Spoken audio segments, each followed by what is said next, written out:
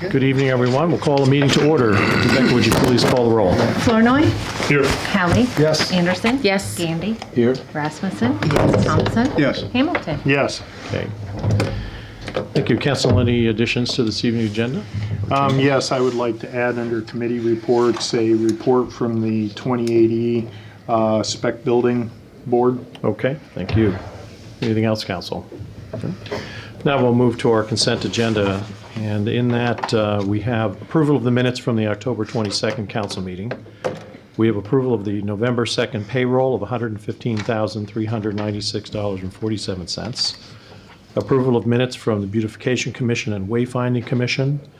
Approved liquor licenses for Hy-Vee C-Store and the Fairfield Order of Eagles.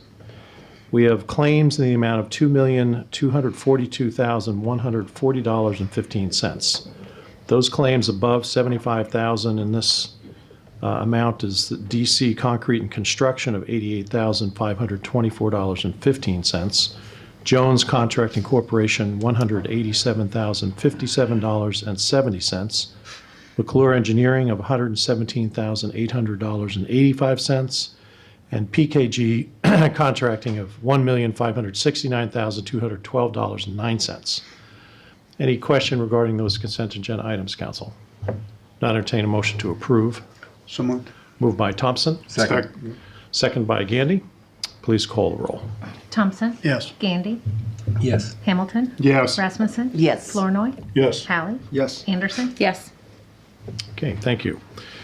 Now, Council will invite Alex Potter to, from McClure Engineering, give us a update on our wastewater treatment plant. Good evening, everybody. Evening. Well, I'll give you the quick rundown of what's been happening at the wastewater plant over the last couple weeks and month. I guess first of all, I got the privilege of touring the mayor around a couple weeks ago, which was pretty exciting. Got to see a lot of cool things happening at the plant. So thanks for coming along. Thank you, Alex. Appreciate that. We've got some pictures we'll get up at our next meeting. We just didn't have our full technical staff here today, just a pinch hitter. So I guess the big things that have been happening over the last couple of weeks have been a lot of concrete work still. As the weather has started to turn, the contractor's making a big push to finish the concrete as much as they can before the winter. So at the IP building, that has meant the kind of the cradles where the big screw pumps sit in. At the Headworks building, they've been installing the roof. And then the big pours have actually been at the oxidation ditch and final clarifiers. They've started to pour the vertical curved walls around the ditches. They've also, I guess, started with some what I would call maybe structural work at the lab, as they've done the face brick on the outside of the lab building that looks pretty nice. And then the aerobic digester number 2. So the geodesic dome has now been constructed, and they'll be jacking up that dome, I think, over the next couple of weeks here to put the glass line panels underneath. And then lastly is the oxidation ditch splitter box, which I think maybe made some social media pages. That's kind of the last major site structure that hasn't been started at this point. Let's see what else. So the Headworks building, they've, like I said, they've finished the masonry and they've starting to put on the roof. And then the IP building, they've also finished the control building. So actually a lot of the structures look more or less as they would look when they're finished, aside from the cleanup items and a lot of the good stuff that goes inside. Major equipment's been installed at the Headworks building. So all of the grit removal system has been installed, as well as the mechanical screen and the manual screen. So pretty much all the equipment aside from a pump is in that building. And the blower building is fully stocked with the blowers and the air piping and valves. So that building is filling out as well. Let's see. As I mentioned, so the next couple of weeks, I think it's going to be a big push to finish the concrete, primarily at the oxidation ditch, the oxidation ditch splitter box, and then the UV disinfection structure. Those are the last three kind of items on the southeast side of the plant that need to get constructed before winter. That's pretty much it, I guess, as far as the wastewater plant goes. The exciting thing as well is that up at the EQ basin, we've reached substantial completion with that contractor. So at your next council meeting, I'll be back here again to go through substantial completion on that project. But pretty much everything is done up there, aside from some minor cleanup items that need to be addressed if the grass doesn't grow in the spring. Great. You guys have any questions for me, or? Any questions? Yeah, I'll tell you, the scale of the difference between what's being constructed right now and what we were operating with is just almost incomparable. You almost wonder how we were able to do it based on what the system that we had, but it's really impressive. It's a good time to get a look at some of those internal elements and processes to see, you know, how much really goes into this, and the amount of concrete that's being poured out there is also like a small city. It's impressive. So thank you, Alex, for the report. And you have a change order for us. We'll go right into Yeah, we can that go right if into you that. tell us about that. Sure. So the change order you have tonight is change order 7. As you all know, we've been working with the contractor's sludge removal subcontractor for a little over a year now, trying to get some issues addressed to make this part of the project move on. After a lot of negotiations, we were able to settle upon a dollar amount and quantities that all parties could agree to, including McClure. So that total number ends up, for sludge removal, ends up being, I think, a total payment of $265,000. The city has already paid, I think, roughly $252,000 of that amount. So this change order basically is an adjustment to the as-built quantities. So the net cost you'll see is $123,310.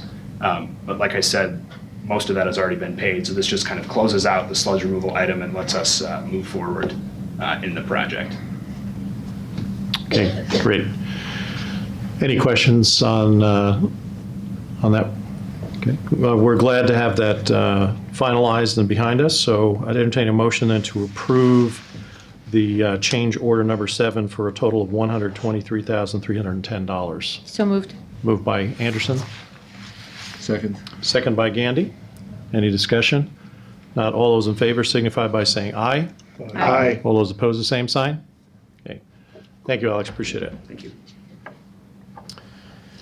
Okay, Council, next we'll move to water main replacement project on East Madison. We will be approving plans and specifications and awarding contract.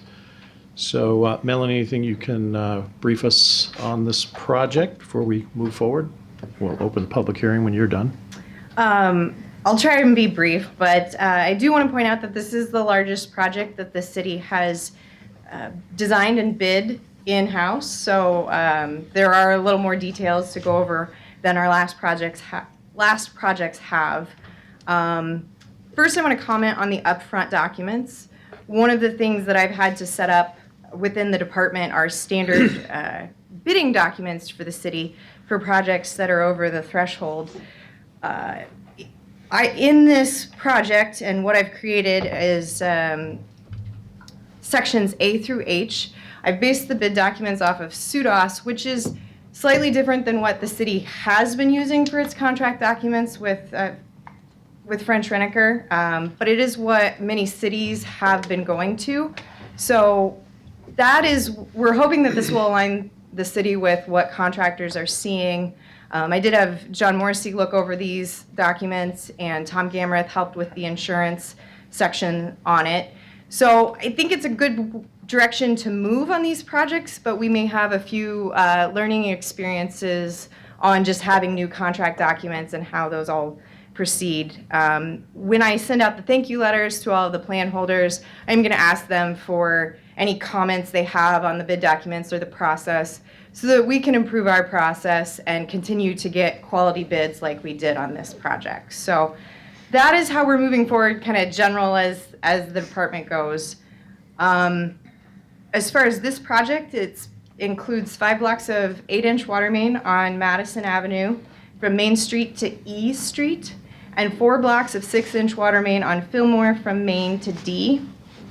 This area was chosen, it's had several breaks over the last years, one right next to another. One new issue with this project that you're going to see maybe looks a little different is regarding the storm sewer. In the last couple years, the Iowa Department of Natural Resources have changed their interpretation of how far water main needs to be from storm sewer. Given storm sewer is about the same depth as water main, we're now required to replace the storm sewer with a thicker walled pipe when it's that close to the water main. So this project only only. Well, it still has about 60 feet of storm sewer replacement because of these requirements. This is the first real project that the city in general, whether it's in-house or outside, has had to deal with this issue.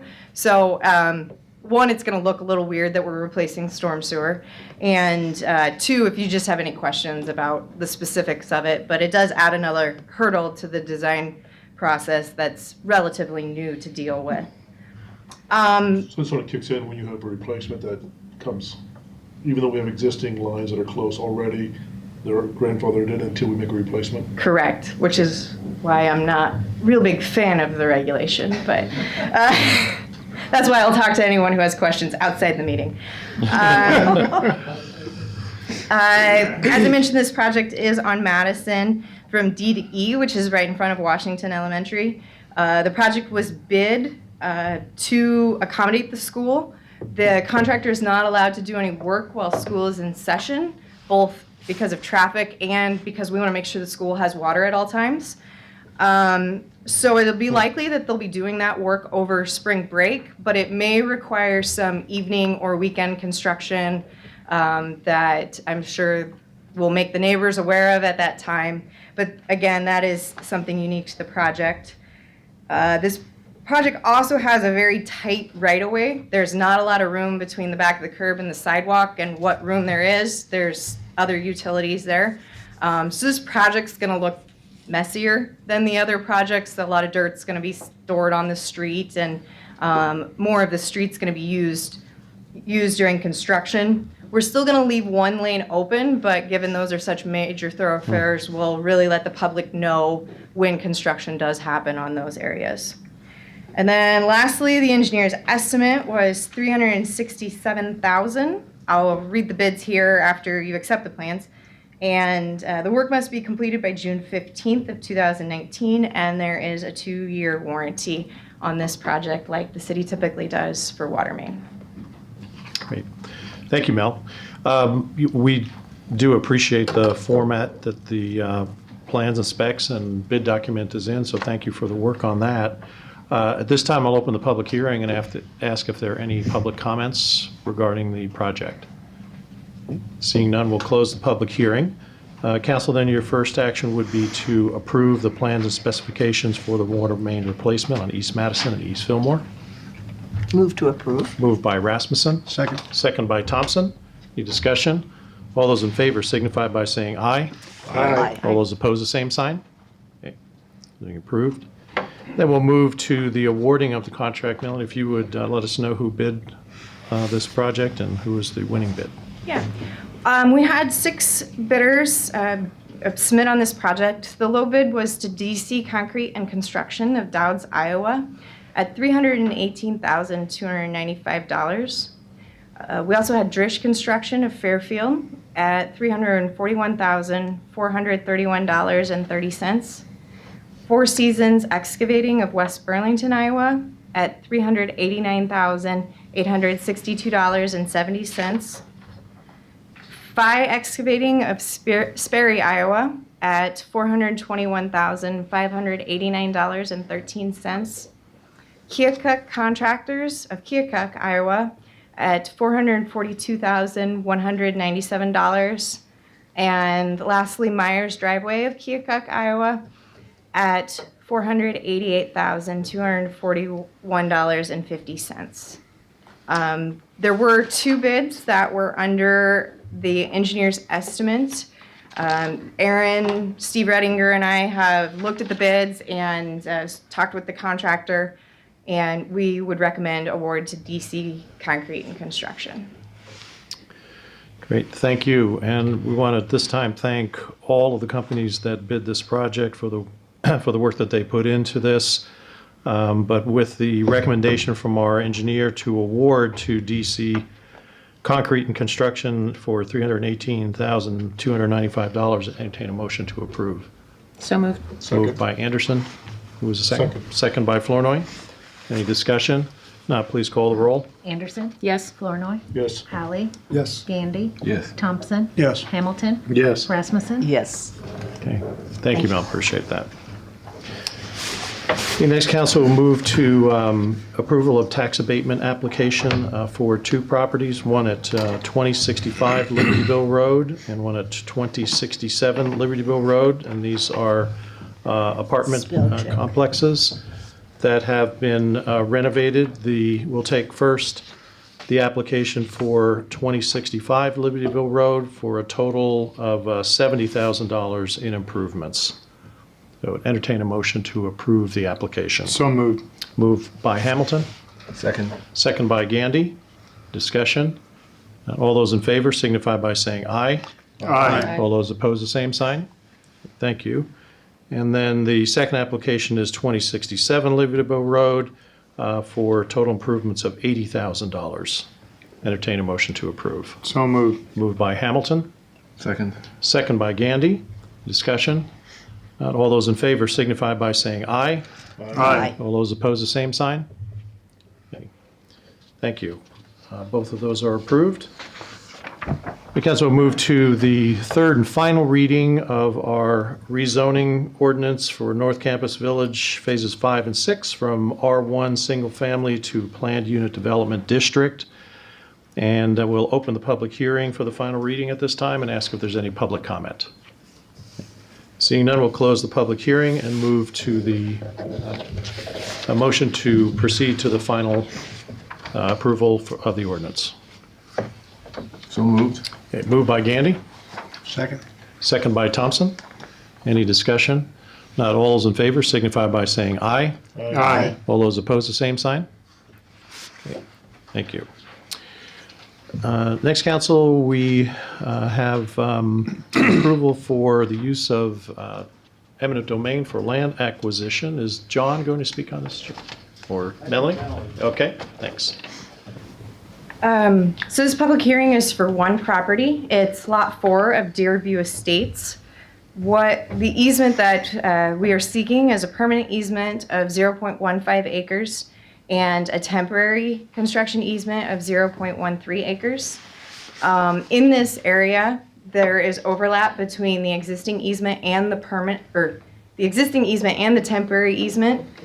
This property owner, as well as all of the others in that neighborhood, we have offered them compensation for the entire temporary easement, including the overlap area. So I just want to point out that this property owner has been offered the same thing that the neighbors have, and at this point has not accepted the offers. Okay, so we'll open the public hearing at this time and ask if there is anyone that would like to comment on the proposed use of eminent domain. Okay, seeing none, we'll close the public hearing. So then, council, your action would be authorizing through the use of eminent domain for these two parcels, or these two easements. So moved. Moved by Thompson and Second. I think for Flournoy seconding. All those in favor signify by saying aye. Aye. All those opposed, the same sign. Okay. Then we'll move to our next item, which is a resolution. This is consideration of resolution declaring official intent under Treasury Regulation 1.150-2 to issue debt to reimburse the city for certain original expenses paid in connection with specified projects. This is related to Step 2.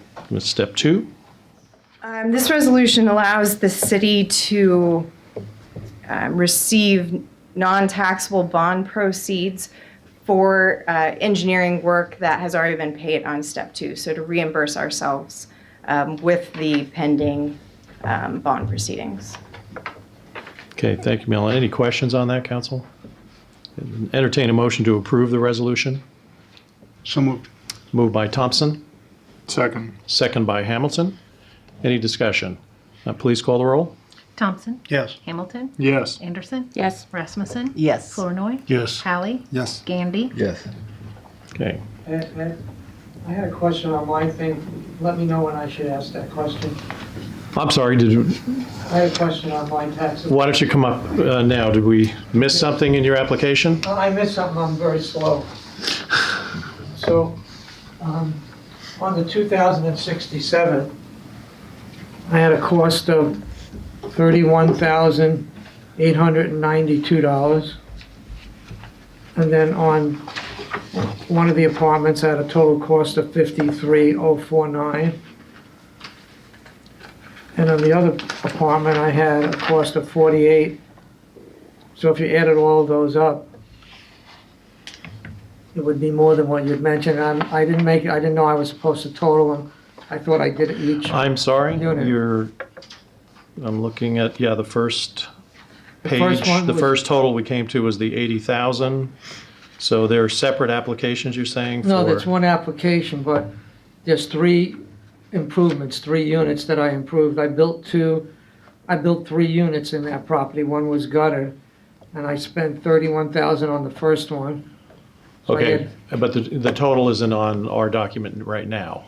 There are 3 totals. Right, you have 50,000 and 20,000 on one application and 80,000 on the other. The That second one, though, that's what we were looking at, Darren. Okay, well, the second one just only had the one total Yeah. listed on it. The only Are one you- that has did you two say is 67? 2065. I might have made a mistake in the application. My total estimated costs for the first unit in 2067 was $31,892. And Go ahead. then the second unit was 53,000, where I took a garage and extended it and made it into an apartment. And then the third one was 48,849. And I might have filled that out wrong. What was your last one? Third. 48,849 labor and materials. So materials is all that we count for the Tax abatement. tax abatements, not labor. So when they assess it up, they only assess it up to the cost of the materials? Or do they say, well, you That's- put 150,000 in, are they gonna raise the taxes that much? We're not connected with how the assessment is done, so I'm not sure. You sure it's just, because I asked somebody, I'm not saying I don't know, but I thought it was material and labor. It's I valu- haven't done the work myself. I paid the Our people. policy is materials. And, it's always been just materials. Oh, I didn't know that, okay. I would say we need to submit a third to cover whatever overage he has. Right? But if the numbers reflect labor in there, I don't know what's fair. If you want to resubmit an application with just labor, or are you okay with the 80,000?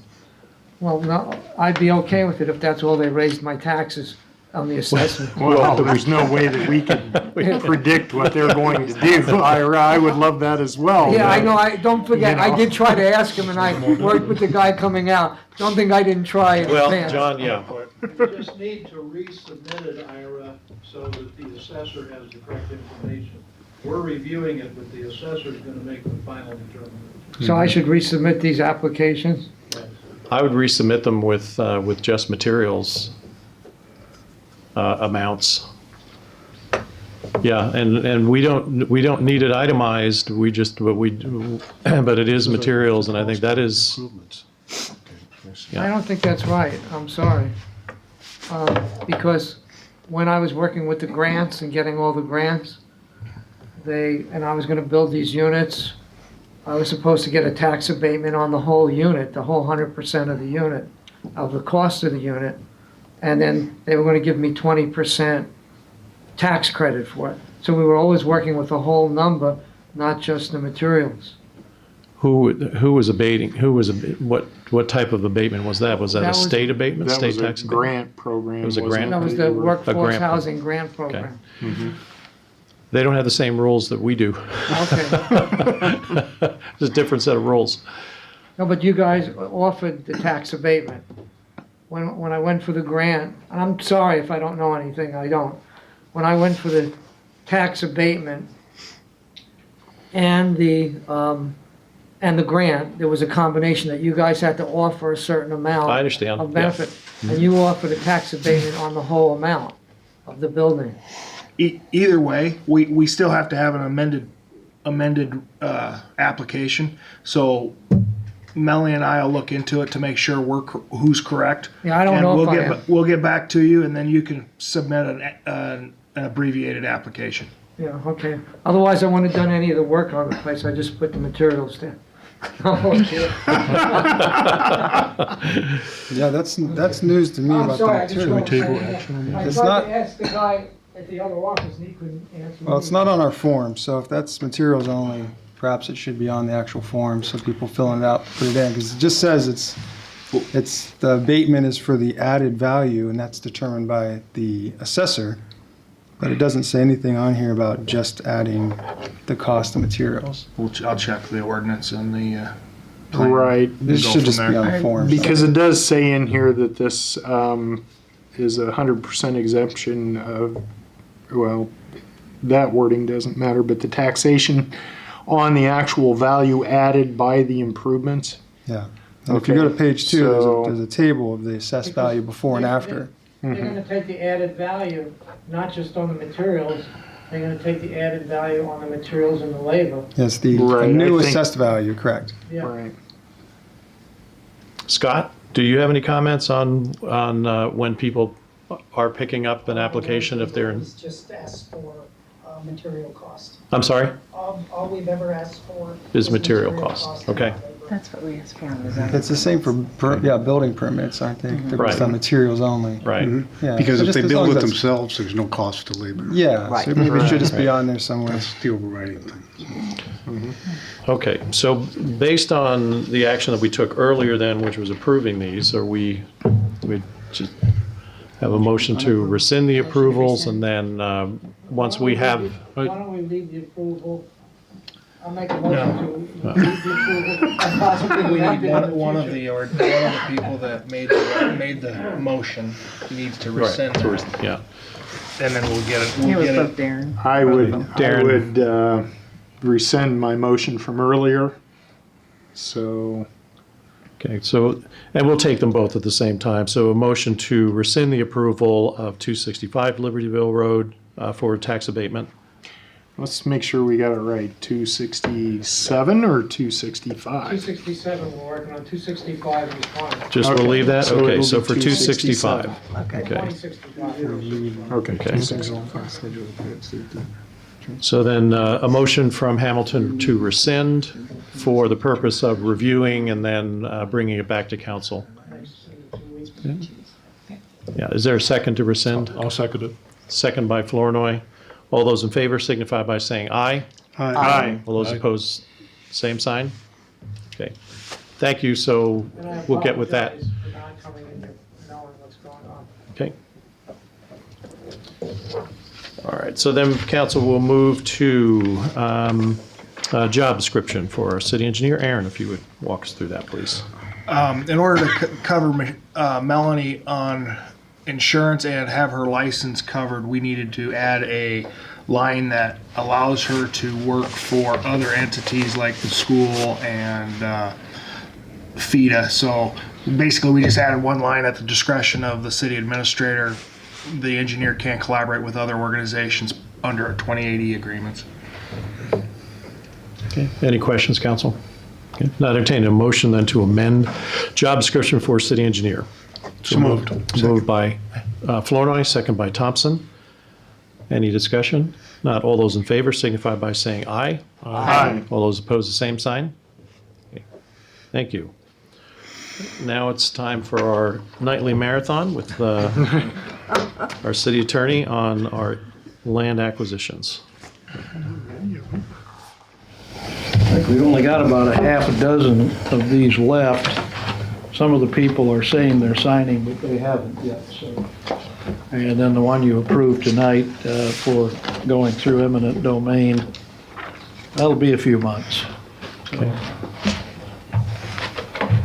Let's start out with the Jefferson County Conservation Board. These are all people that have signed their paperwork, and we just need a resolution that authorizes expenditure of the money so we can approve a claim for it at the next meeting. So Jefferson County Conservation Board, the documents attached to the resolution show that we're basically receiving a donation from the Jefferson County Conservation Board, so your resolution just accepts their donation. We can have a motion. So moved. Second.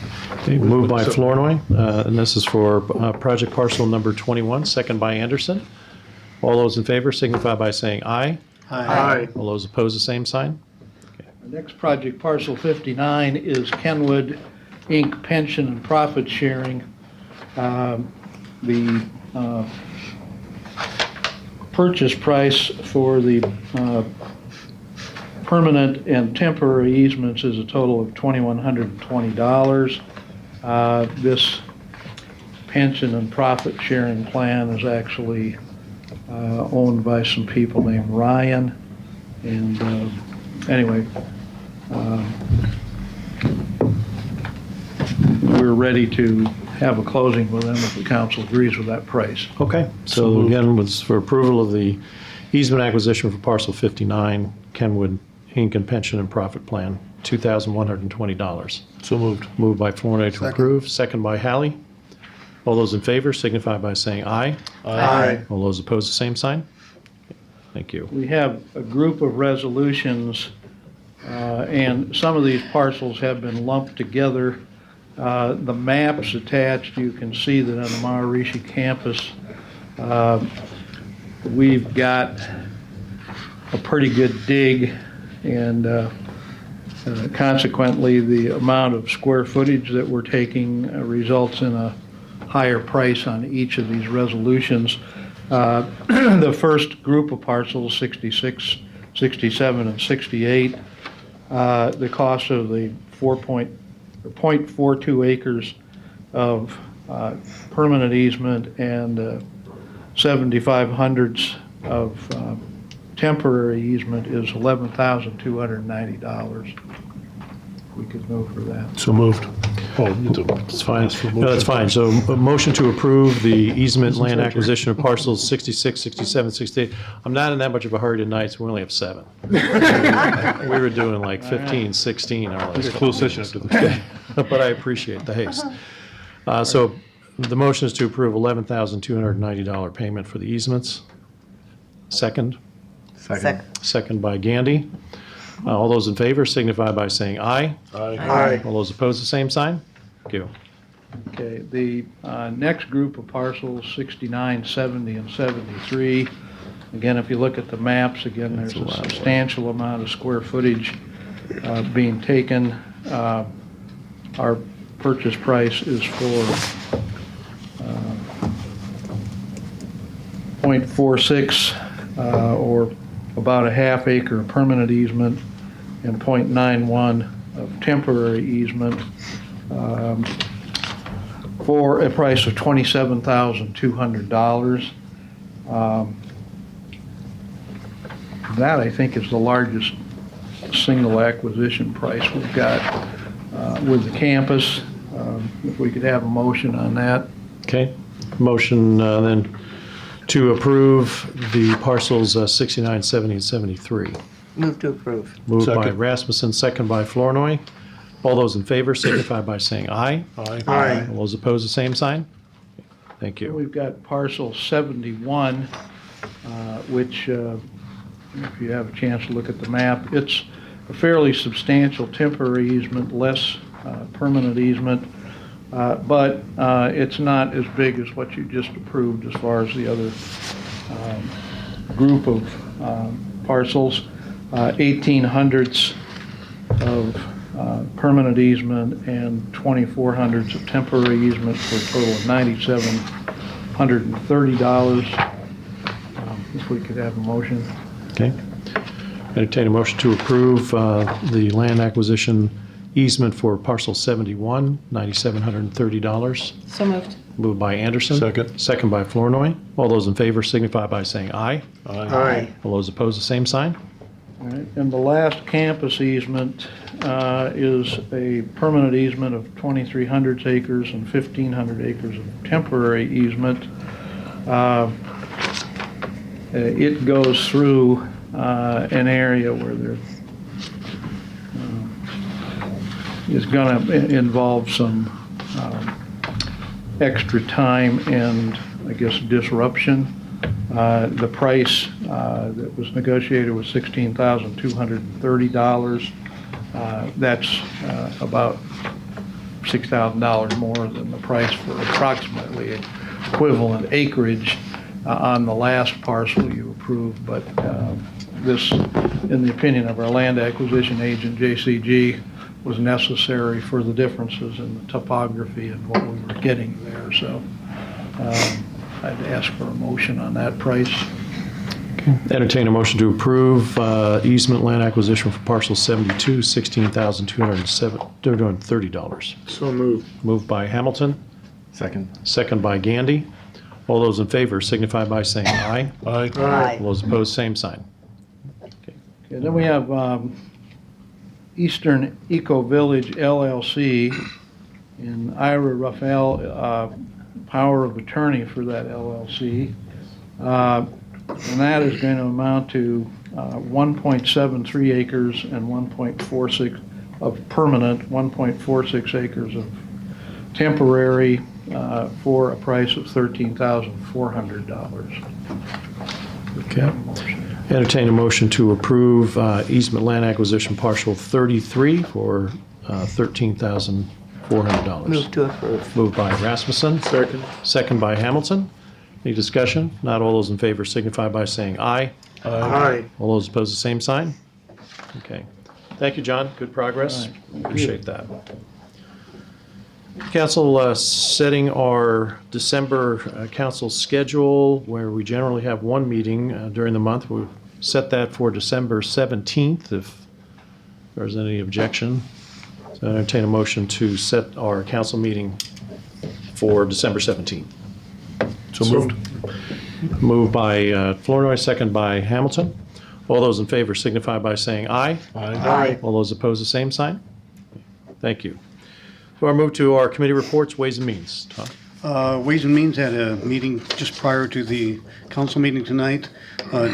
Darrell had requested for the street department to buy a 2010 excavator. And with the trade-in and moving some budget items around, because it was not a budgeted item for this year, but he could save some money on some other projects and also a piece of equipment that he delayed. So it works very well into this year's budget. And so the committee recommended that the council approve that purchase. Okay. So it's I should say it's a 2-year period. We'd only have to put $50,000 down on it this year, into this year, and there would be another $68,000 that would be paid into the next year. Okay, very good. So, yeah, so the approval will be for the entire purchase, so that's Purchase, but over a 118,000. 2-year period. Okay, great. So motion by Thompson to approve the purchase of the excavator, Second. second by Anderson. Any discussion? Not, please call the roll. Thompson? Yes. Anderson? Yes. Flournoy? Yes. Hallie? Yes. Rasmussen? Yes. Hamilton? Yes. Andy? Yes. Okay, thank you. Darren, you go ahead and give your report on 2080, please. Yes, I've been the chairperson of the 2080 Agreement Board for the spec building that is going to be constructed in the new industrial park on the south side of Fairfield out by the Iowa DOT offices. We've been working on this for approximately a year total. We finalized what we are putting out for our bid package today at our meeting. We also authorized payments for a couple of service agreements that went along with our bid package. We're hoping that we will get bids from 4 suppliers of a particular style of building that we're looking for on this project, and that the end of that contract will be completed by September 15th of 2019 for the new building to actually go on the market. So we've been moving ahead fairly rapidly here at this point. We were a little bit behind. We're behind of where we wanted to be at when it came to actually putting out for bids the building itself, but we've gotten ourselves back on track here in the last couple of weeks, and we're headed in the right direction. So we'll look for the new spec building to be completed by September 15th of next year. Very good.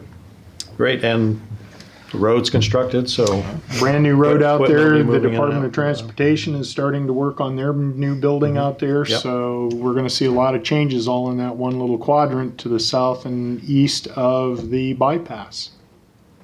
right, very good, very exciting developments taking place there. Okay, then we'll move to our administrative report. Aaron? As you see under the administrator's report, the city office is going to be closing at noon on Wednesday, November 21st, and Monday, December 24th for the holidays. Actually, I'll defer to Scott if he wants to talk about the tree that has gone through the nuisance abatement process at 508 West Harrison that we're moving forward on. So I didn't know if we had Another- time to wait for you to walk down I here. should have started 5 minutes earlier, my bad. Boy, did that catch me up. I apologize. You have my sympathy, Scott. Another tree, I received complaints from the neighboring property to this, that a large branch had fallen on and damaged the fence. I went over, I looked, indeed the branch was still there. There was a very large amount of dead debris in the owner's backyard. I let him know that, what our code said, let him know that we would write him a letter, give him at least a month to get somebody lined up to take care of it. Sent him a letter stating our code section. We did send it certified, it went unclaimed. So that was back in late October when that was supposed to be done. So I've been out for 3 weeks with my knee injury, so I got back. I did call the homeowner, let him know we were going to be talking about it today, that the deadline had passed. He did leave me a message that he does have somebody lined up now. So with December just being one council meeting, I don't want this to be anybody that thinks they can just cut a tree down. This is a very, very large ash tree.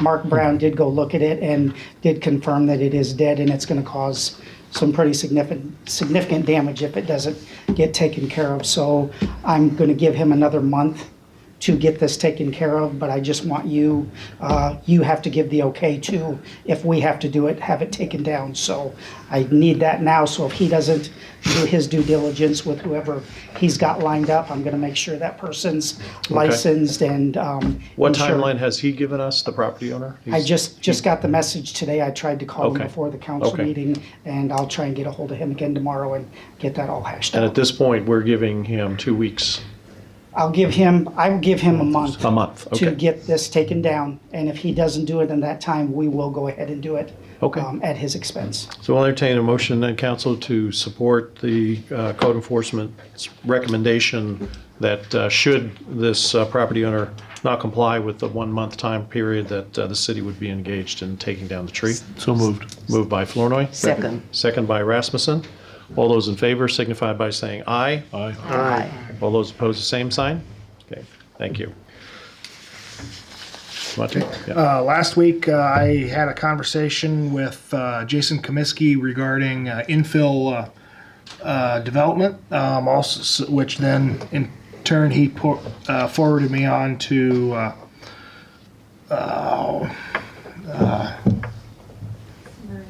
thank you, Simmer and Corey in Clear Lake regarding our codification and infill development and blight. Had a conversation with her today.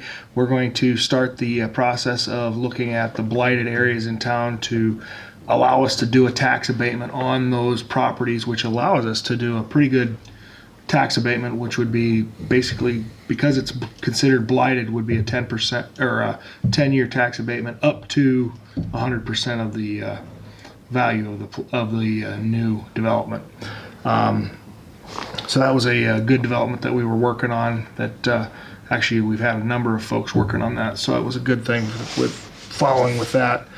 Codification, we are going to get some new update or request questions starting next week for the new codification part of what Simmer and Corey is working on. That's starting next week. And then today we had a phone conversation. Myself, Rebecca, and the mayor were on a conference call with Travis Squires and then Moody's Rating Service. and they were asking questions regarding our financial position, and they were very impressed with how our financial position has changed over the last 5 to 6 years, along with how our city has grown and improved its economic position in general with the businesses and stuff. So they were very pleased to listen to our conversation. So I would hope that when we get their report that we will have an upgrade in our rating. So the two people that we were speaking with today, they will be making a presentation to a review committee on Monday. I think they will take action immediately, so we will know on Tuesday what our new bond rating will be, and they will issue that in a press release. We have an early call scheduled with them at 8:30 on Tuesday, so we'll know ahead of time. So we'll let everybody know what the results of that are. But again, I think given the progress that we've made and the financial picture that we're in right now, I would expect a decent, if not significant, and it was Travis who put the AAA out there, so we did at least state that shoot for the highest. But hopefully all the good work that management and the council's done, and the vote that the citizens gave us to designate 25% revenues to go into unobligated reserves, our reserve picture has really never been better, so we're in good Mayor, shape. correct me if I'm wrong, but we've reached the goal that we We set have. for ourselves for 2021, and we did it 3 years early. Right, yeah. Man.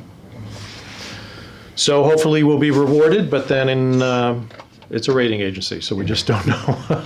We're hopeful. Thanks, Aaron, for your report. Anything else? Okay. I just wanted to mention, council, also, I know a number of you, after our work session last week with the comprehensive plan, went over to the public meeting as well. So a couple of, there were, considerable amount of people there, more feedback and more direction. So that process continues to move along nicely as well. I know they'll be back to meet with a day with stakeholders in the community as well. So I think this is really going to start taking shape nicely. If there isn't any other business, we'll move then to our closed session. So we entertain a motion then to go into closed session by Iowa Code 21.5J, and we'll be discussing real estate matters in that. So would entertain a motion to go into closed session. So moved. Moved by Hamilton. Second. Second by Gandy. All those in favor signify by saying aye. Aye. All those opposed, the same sign. Thank you.